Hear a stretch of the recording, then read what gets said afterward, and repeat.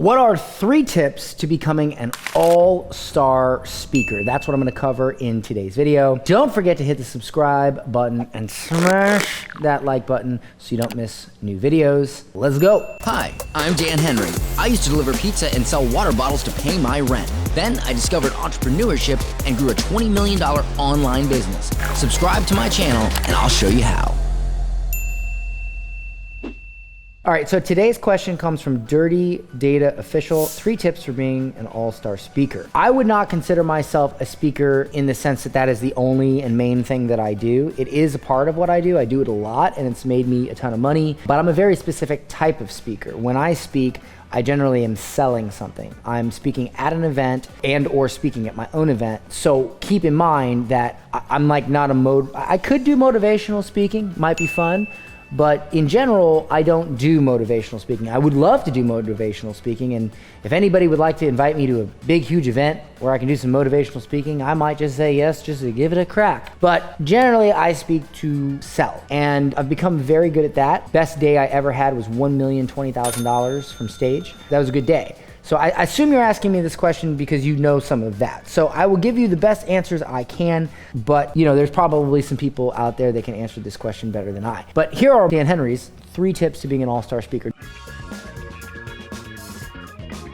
Number 1, decide what type of speaker you want to be, because that heavily dictates all the other stuff, right?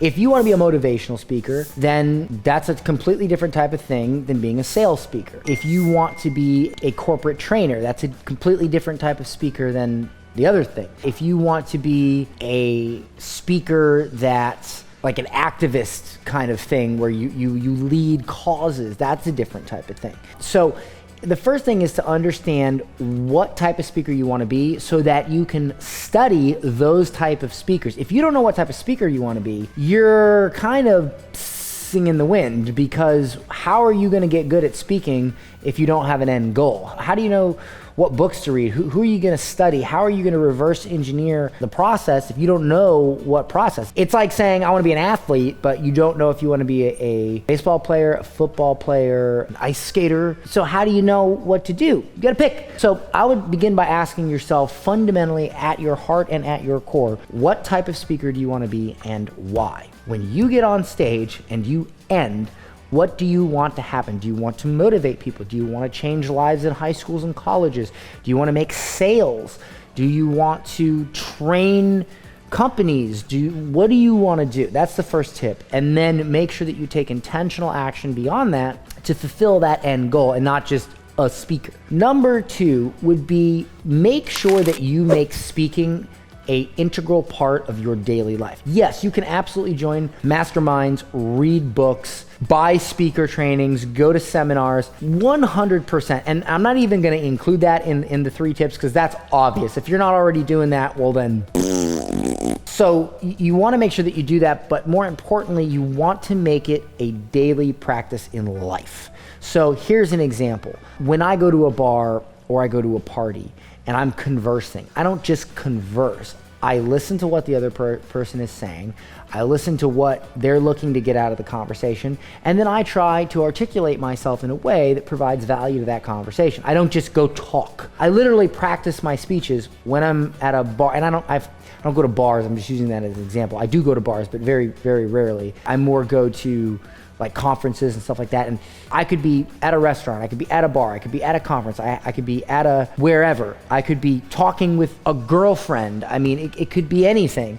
And if there's a reason to say something profound, I am practicing saying that thing, articulating that thing well, and making it as profound as it can be. I make it a part of my daily routine, my daily life. When I do coaching in my business or when I give advice to friends, I'm practicing speaking. If I read a book, I love to go to my friend or my significant other and say, hey, I read this thing in my book, I'd love to share it with you. And then I like turn it into a speech. I sometimes get the eye roll when I do this, but the point is that you can practice things in your daily life. One example I give of this is a friend of mine, his name's Phil, and he's an amazing drummer. He's probably one of the best drummers I've ever met, but he's always had some financial troubles, and so he he rarely has a drum set.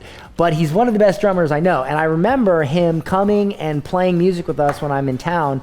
And literally, he's like, his chops are amazing. I'm like, dude, how do you keep up your chops? You don't even have a drum set. And he literally grabs, well, he always carries a thing of drumsticks with him, but he'll grab, two things. Let's just pretend these are drumsticks. And let's say we're chilling and we're just having a good time. Even if we're at a restaurant, he'll literally be like, hey man, how you doing? Cool. Yeah. And if he doesn't have drumsticks, you won't be able to have a conversation with this guy where he doesn't start doing this.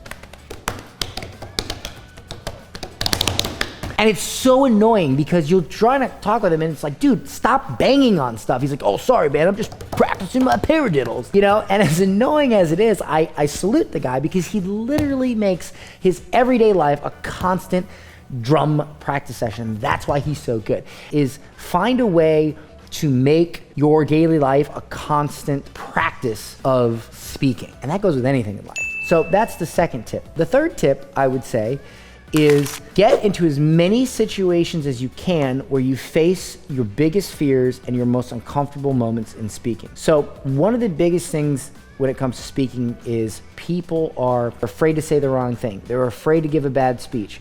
They're afraid to do something wrong. They're afraid to sound non-confident. They're afraid to look stupid on stage. They're afraid to blah, blah, blah, blah, blah, blah, blah. And let me just tell you, that's going to happen. It's happened to me. It's happened to everybody. It's going to happen. You might as well get through that as quickly as possible. So my suggestion is to say yes in the beginning to as many opportunities as you can, especially the little small ones, because I guess if you're going to make a fool of yourself, might as well make a fool of yourself in front of a crowd of 10 or 15, virtual or in person, rather than a crowd of 1,000. I will tell you one story though. It's about the worst speech I've ever made. It's a terrible speech, but it taught me something. Several years ago, I was asked to speak at the Internet Marketing Party, which happened right before FHL, which is a big internet marketing conference.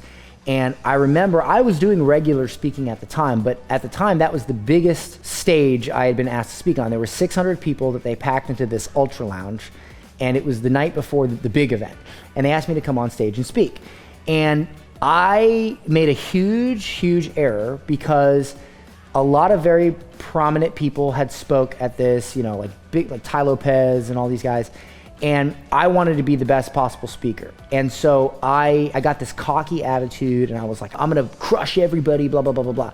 And so I studied everybody's speeches and I looked at their speeches and I noticed they weren't really giving speeches. They were just kind of getting them up on stage and like just telling cool stuff that they did in their business.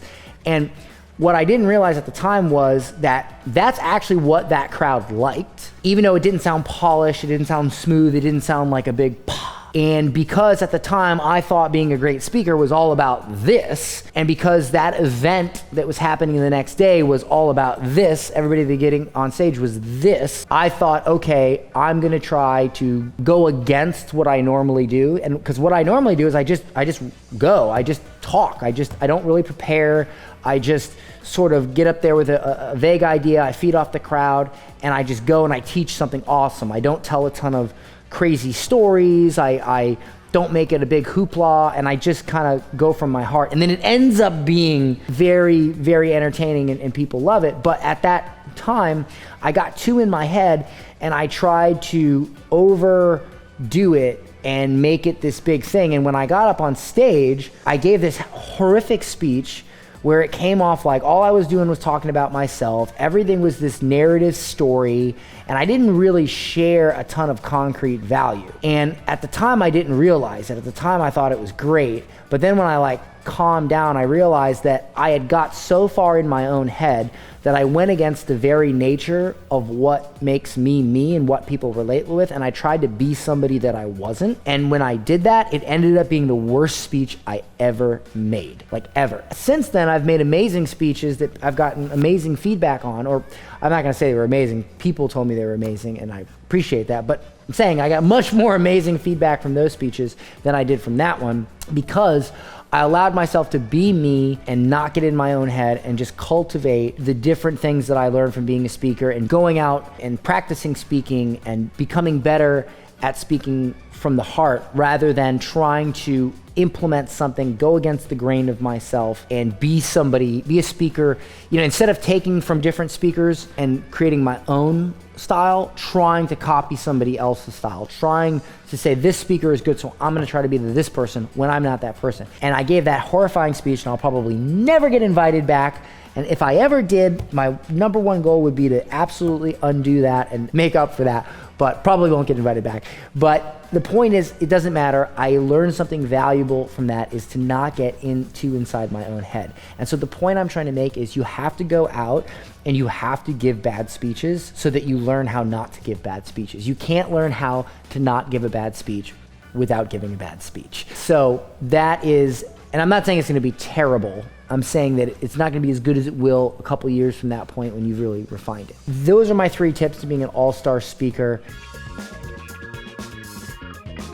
Honorable mentions would be consume a lot of speaking, listen to a lot of speakers that you love. Don't try to copy, just absorb, and it will come out of you. It's sort of like when you hear a band and you're like, wow, I can hear a little Metallica in there. I can hear a little Pantera in there. I can hear a little Tool in there. But it's not like they sound just like them.